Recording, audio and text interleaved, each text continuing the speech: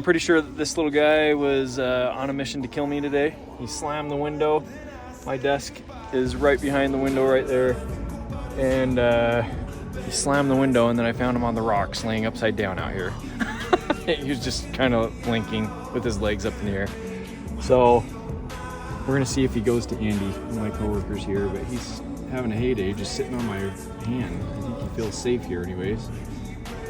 Or he's got a concussion and he doesn't know where the heck he's at.